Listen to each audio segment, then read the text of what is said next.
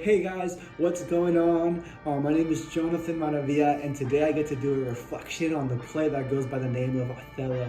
And before we get into it, I just kind of want to share prior what spoke to me from this play and why I'll eventually get into why this stood out to me. And really, what I got out of this play is, man, we as humans, we have emotions, we feel things.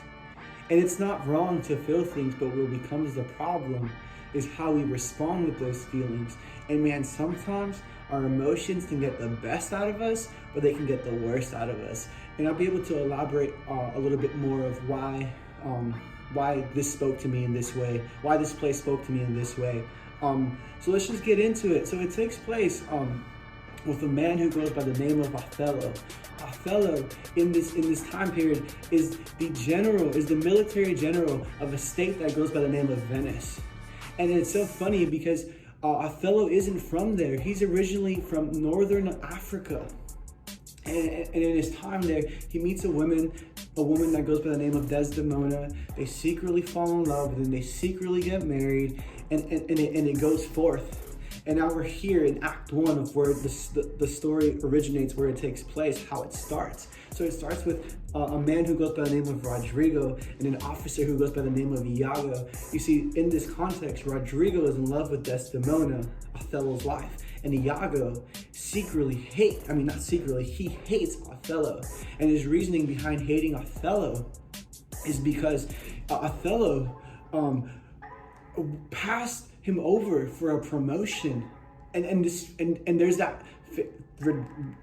frustration of rejection, the feeling like not good enough, and so they're in this conversation, and really the story takes place with Iago expressing and validating that Rodrigo is upset that Iago has known all of this information about Othello and Desdemona being secretly married, and him knowing that Rodrigo is in love with her. He never tells him until this period of time. And Rodrigo is frustrated because he's known all this time and told him until now. So now where it takes place is Iago now acts out of his hatred towards Othello and now makes a plan to convince Othello, to find a way to convince Othello that his wife is secretly cheating on him. And so how does this happen? Well, after in this time there was a war. So after the war has been over and everyone is aware that both Othello and Desdemona are now married, it's no longer a secret, Othello goes away for a period of time, and he entrusts the man who goes by the name of Michael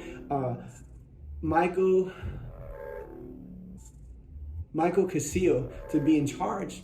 And in this time, while Michael is in charge, he is accused and he's placed in a position at the wrong place, time, and experience. What he's about to experience is something that no one should have to go through. And really what happens is Michael is accused and is put into a position where he is seen intoxicated and is seen in a position where it gives him a bad look and a bad rep. So not only is he accused, but this causes him to lose his position. So then Iago convinces him to talk to Desdemona to convince her husband Othello to give him his job back. And in that time of communicating back and forth, Iago uses that as a way to convince Othello that his wife is cheating on him. So then by the time that Othello has been fed up and his emotions have gotten the best out of him and he's acting out of his jealousy, he never takes a moment to consider what his wife is saying, and he kills her. He murders her.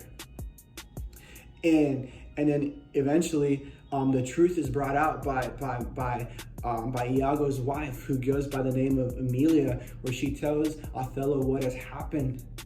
And the truth is not out, so Iago's cover is blown. And acting in that same anger, he kills his wife. And he runs away, and there's justice that's coming, and he's going to pay for what he's done. But now Othello is left to a point where he has made a terrible decision that leads him to kill himself because he's lost his beloved one. He's killed his beloved one out of his anger and his jealousy, that now it's led him to kill himself. So now the story ends with Michael Cassio being the man who was accused and is now put to be in charge.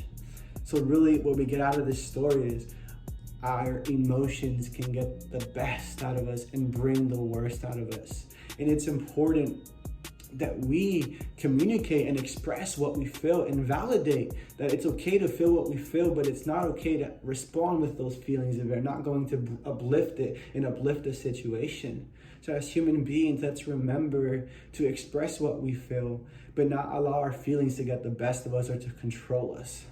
And that's really the heart and what stood out to me. And I hope you guys were encouraged and just found some light into this. But thank you so much for listening, and have a great day.